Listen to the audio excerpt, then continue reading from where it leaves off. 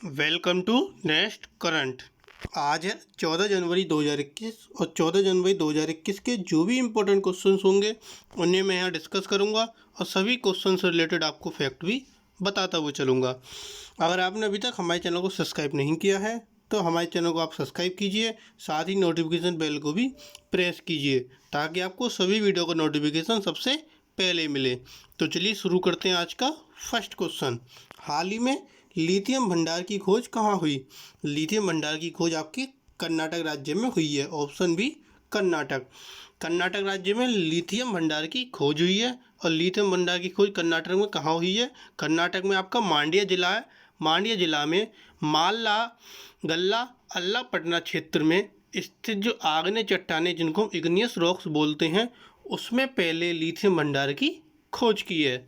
वर्तमान में तो यह खोज बहुत ही छोटी है, लेकिन यहाँ केवल 1600 टन लिथियम है। अन्वेषण और अनुसंधान के लिए जो परमाणु खनिज निदेशालय है इसके प्रारंभिक सर्वेक्षण में खोज की गई थी। कर्नाटक में खोज की गई थी। तो कर्नाटक के बारे में पढ़ते हैं। कर्नाटक की राजधानी बेंगलुरु। कर्नाटक के मुख्यमंत्री BS येदियुरप्पा। कर्नाटक के राज्यपाल वाजुभाई रुदाभाई वाला।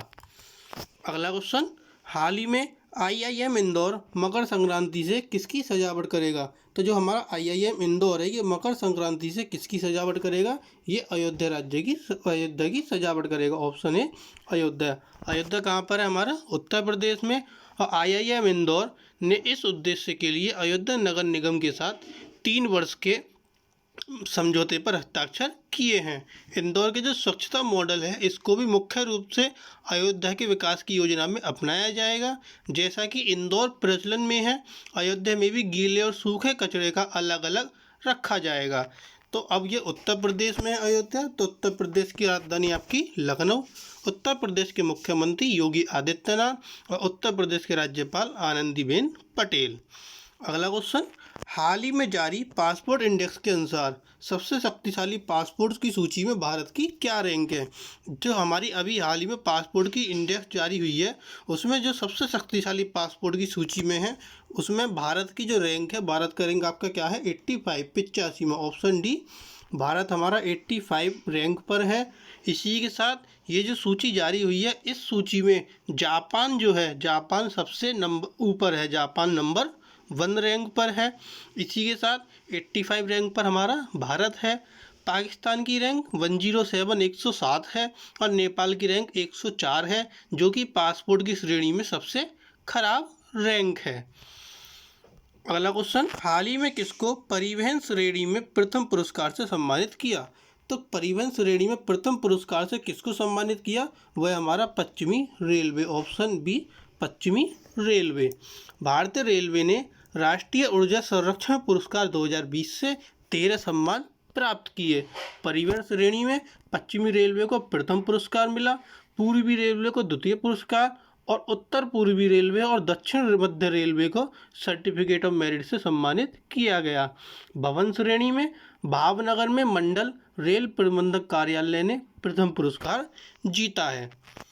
अगला क्वेश्चन, हाल ही में किस राज्य में वर्चुअल चेरी ब्लॉसम फेस्टिवल का उद्घाटन हुआ? तो वर्चुअल चेरी ब्लॉसम फेस्टिवल का उद्घाटन किस राज्य में हुआ? ये हुआ हमारा मणिपुर राज्य में। Option A Manipur. मणिपुर के जो मुख्यमंत्री हैं एन बीरेन सिंह, इन्होंने 9 जनवरी को राज्य के सेनापति जिले के माऊ में वर्चुअल चेरी ब्लॉसम फेस्टिवल का उद्घाटन किया। चेरी ब्लॉसम जिसे पिरूनस सेरासोइड्स भी कहा जाता है, पूर्व और पश्चिमी खासी पहाड़ियों को कवर करता है। ये जीवंत फूल जंगली में उगते हैं, लेकिन मेघालय में अक्टूबर और नवंबर के दौरान पूरे राज्य में देखे जा सकते हैं। अब ये मणिपुर में है, तो मणिपुर की राजधानी इम्फाल। मणिपुर के मुख्यमंत्री एन बीरेन सिंह और मणिपुर के राज्यपाल नजमा हेपतुल्ला। अगला क्वेश्चन, हाल ही में किस राज्य ने पिपली को विकसित करने का निर्णय लिया? तो पिपली को विकसित करने का निर्णय किस राज्य ने लिया? वो है आपका हरियाणा राज्य। Option D Haryana. हरियाणा सरकार ने जो कुरुक्षेत्र है, कुरुक्षेत्र में पिपली को विश्व स्तरीय पर्यटन केंद्र के रूप में विकसित करने का निर्णय लिया। पिपली में सरस्वती सेतु पर विकसित किया जाने वाला पर्यटन केंद्र देश विदेश के पर्यटक को आकर्षित करेगा और हरियाणा को अंतर्राष्ट्रीय पर्यटन मानचित्र पर भी स्थान देगा। नौका विहार के अलावा हब, रेस्टोरेंट, पार्क, संग्रहालय आदि सुविधाओं की भी एक विस्तृत श्रृंखला भी पेश करेगा। अब हरियाणा में होगा तो हरियाणा की राजधानी आपकी क्या है? चंडीगढ़। हरियाणा के मुख्यमंत्री मनोहर लाल खट्टर और हरियाणा के राज्यपाल सत्यदेव नारायण आर्य। अगला क्वेश्चन, हाल ही में आरबीआई ने किस बैंक के लाइसेंस को रद्द किया? तो जो हमारा रिजर्व बैंक ऑफ इंडिया है, इसने अभी हाल ही में किस बैंक का लाइसेंस रद्द किया? वो है आपका वसंत दादा नागरी सहकारी बैंक लिमिटेड, ऑप्शन सी। वसंत दादा नागरी सहकारी बैंक लिमिटेड का लाइसेंस आरबीआई ने रद्द कर दिया, जो कि आपके महाराष्ट्र में है और महाराष्ट्र के उस्मानाबाद में ये आपका बैंक है।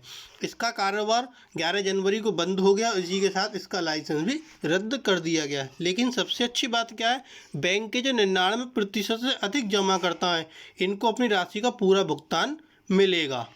जो बैंक है, बैंक के जो 99% से अधिक जो जमाकर्ता, इनको सभी को अपना राशि का पूरा भुगतान मिलेगा। ये सबसे अच्छी बात है। आरबीआई ने 2020 में मापुसा बैंक, सीकेपी सहकारी बैंक, कराड़ जनता सहकारी बैंक लिमिटेड, इनके भी लाइसेंस रद्द कर दिए थे। अगला क्वेश्चन, अटल इनोवेशन मिशन किसकी एक पहल है? तो अटल इनोवेशन मिशन नीति आयोग की एक पहल है, ऑप्शन ए नीति आयोग। नीति आयोग की पहल है अटल इनोवेशन मिशन। ये जो है 12 जनवरी को अटल टिंकरिंग लैब, जिसको हम अटल ATL बोलते हैं, हैंडबुक का नया संस्करण लॉन्च किया। एक अटल टिंकरिंग लैब एक मेकर्स स्पेस प्रदान करता है, जहां युवा दिमाग अपने विचारों को hands on the it mode के माध्यम से आकार दे सकते हैं और नवाचार कौशल भी सीख सकते हैं। अगला क्वेश्चन, हाल ही में नई विदेश व्यापार नीति FTP किस महीने से लागू होगी? तो नई विदेश व्यापार नीति जो कि हमारी FTP है, वो किस महीने से लागू होगी? वो होगी हमारी अप्रैल 2021, ऑप्शन बी अप्रैल 2021 से नई विदेश व्यापार नीति FTP लागू होगी। वाणिज्य और उद्योग मंत्रालय की जो संसदीय परामर्शदात्री है, इसकी एक बैठक हुई, जिसमें 12 जनवरी को नई विदेश व्यापार नीति जो 2021 से 2026 विषय पर आयोजित की गई, ये जो है आपकी अप्रैल 2021 से लागू होगी। यह बताया गया कि नई विदेश व्यापार नीति जो FTP है, वो 1 अप्रैल 2021 से 5 साल की अवधि के लिए लागू होगी। और इसमें यह भी बताया गया कि जो डिस्ट्रिक्ट एक्सपोर्ट हब है, वो FTP का एक महत्वपूर्ण घटक बनाएगा। अगला क्वेश्चन, हाल ही में किसने 13वीं भारत वियतनाम रक्षा सुरक्षा वार्ता की सह अध्यक्षता की? तो 13वीं जो भारत वियतनाम रक्षा सुरक्षा वार्ता है, इसकी सह अध्यक्षता डॉक्टर अजय कुमार ने की, option D doctor Ajay Kumar. रक्षा सचिव डॉक्टर अजय कुमार ने 12 जनवरी को वियतनाम के सीनियर लेफ्टिनेंट जनरल न्यूगेन ची विन के साथ 13वीं भारत वियतनाम रक्षा सुरक्षा वार्ता की सह अध्यक्षता की। दोनों ने हाल ही में संपन्न आभासी शिखर सम्मेलन में भी कार्य योजना पर विचारों का आदान प्रदान किया। अगला क्वेश्चन, हाल ही में किस राज्य ने वर्तमान शैक्षणिक सत्र के मैट्रिक छात्रों के लिए परीक्षा शुल्क माफ़ कर दिया? तो किस राज्य ने, जो हमारा वर्तमान सत्र चल रहा है, इसके जो मैट्रिक छात्र हैं, जो क्लास 10 तक के बच्चे होते हैं, इनका जो परीक्षा शुल्क है वो माफ़ कर दिया। वह हमारा उड़ीसा राज्य, ऑप्शन बी उड़ीसा। इस निर्णय से, क्योंकि ये परीक्षा शुल्क माफ़ किया गया था, इस निर्णय से क्या होगा, 6 लाख जो छात्र हैं वो लाभान्वित होंगे और इसका जो खर्चा आएगा सरकार को लगभग 27 करोड़ रुपए का आएगा। 420 रुपये प्रति विद्यार्थी परीक्षा शुल्क था, जो कि अब माफ़ कर दिया गया। उड़ीसा ने माफ़ कराया, तो उड़ीसा की राजधानी भुवनेश्वर, उड़ीसा के मुख्यमंत्री नवीन पटनायक और उड़ीसा के राज्यपाल गणेशी लाल माथुर।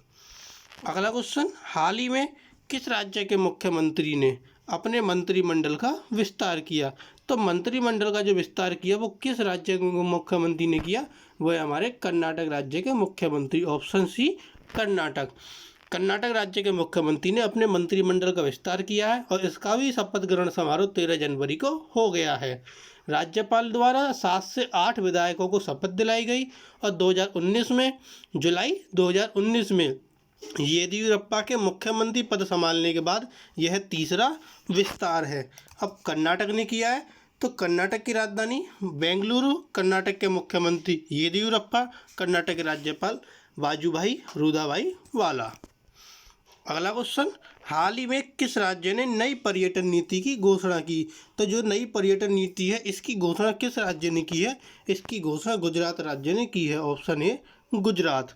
तो गुजरात के जो मुख्यमंत्री हैं विजय रूपानी, इन्होंने पर्यटन को स्थायी रूप से विकसित करने के लिए और उसे बढ़ाने के उद्देश्य से नई पर्यटन नीति की घोषणा की। नई पर्यटन नीति 2021 से 2025 जो 1 जनवरी 2021 से 31 मार्च 2025 तक प्रभावी रहेगी। इस पर स्थायी स्तर से रोजगार को बढ़ावा देने के लिए नई नीति का फोकस वोकल फॉर लोकल रहेगा। जो नई नीति है इसका जो फोकस होगा वो क्या होगा? Vocal for local. गुजरात में नई नीति की घोषणा हुई है तो गुजरात की राजधानी गांधीनगर, गुजरात के मुख्यमंत्री विजय रूपानी और गुजरात के राज्यपाल आचार्य देवव्रत। अगला क्वेश्चन, हाल ही में किसने जम्मू कश्मीर के बच्चों के लिए एक क्षमता निर्माण कार्यक्रम का उद्घाटन किया? तो एक क्षमता निर्माण कार्यक्रम का जो उद्घाटन है वो फारूक खान ने किया। Option D Farooq Khan. जम्मू कश्मीर में जो उपराज्यपाल है फारूक खान, इनके सलाहकार ने बाल अधिकार, बाल संरक्षण और किशोर न्याय अधिनियम पर जम्मू जिले के बच्चों के लिए एक क्षमता निर्माण कार्यक्रम का उद्घाटन किया। कार्यक्रम का आयोजन नेशनल डेवलपमेंट फाउंडेशन द्वारा जम्मू जो चन्नी में जम्मू के इंस्टीट्यूशन ऑफ इंजीनियर्स में जिला बाल संरक्षण कार्यालय के सहयोग से किया गया। अगला क्वेश्चन, हाल ही में अमेजन इंडिया ने किस परीक्षा की तैयारी वाले छात्रों की मदद के लिए अमेजन एकेडमी की शुरुआत की? तो अमेजन इंडिया ने ऐसे कौन सी परीक्षा जिसके लिए अमेजन एकेडमी की शुरुआत की है? तो वो है हमारी जेईई की परीक्षा। Option B JEE. Amazon Academy का बीटा संस्करण वेब और गूगल प्ले स्टोर पर मुफ्त उपलब्ध होगा। अमेजन एकेडमी छात्रों को जेईई तैयारी संसाधनों की एक श्रृंखला पेशकश करेगा जिसमें उद्योग के विशेषज्ञों द्वारा विशेष रूप से तैयार किए गए मोचक टेस्ट भी शामिल हैं। अगला क्वेश्चन, हाल ही में कौन सा शहर बहुराष्ट्रीय कंपनियों को गुणवत्ता वाले कपड़े का निर्यात करने जा रहा है? कौन सा शहर है जो बहुराष्ट्रीय कंपनियों को गुणवत्ता वाले कपड़ों का निर्यात करने जा रहा है? तो वो है हमारा वाराणसी शहर। Option D Varanasi. वाराणसी जो है अपनी सिल्क साड़ियों के लिए प्रसिद्ध है और ये बहुराष्ट्रीय कंपनियों को इसका निर्यात करने जा रहा है। जो जापानी लाइफस्टाइल रिटेलर है UNIQLO, यह काशी से अपने कपड़ों के लिए थोक कच्चा माल खरीदने की योजना बना रहा है। UNIQLO गुजरात में एक कारखाने में सामग्रियों को संसाधित करेगा। इस सौदे से वाराणसी के बुनाई उद्योग को भी क्या होगी? मदद मिलेगी। और वाराणसी आपका कहाँ है? उत्तर प्रदेश में। उत्तर प्रदेश की राजधानी लखनऊ, उत्तर प्रदेश के मुख्यमंत्री योगी आदित्यनाथ और उत्तर प्रदेश की राज्यपाल आनंदीबेन पटेल। तो ये थे आपके आज के कुछ करंट अफेयर्स के इंपॉर्टेंट क्वेश्चन। अगर आपको वीडियो पसंद आए तो प्लीज़ वीडियो को लाइक, कमेंट और शेयर कीजिए और ज़्यादा से ज़्यादा हमारे चैनल को सब्सक्राइब भी कीजिए। Thank you.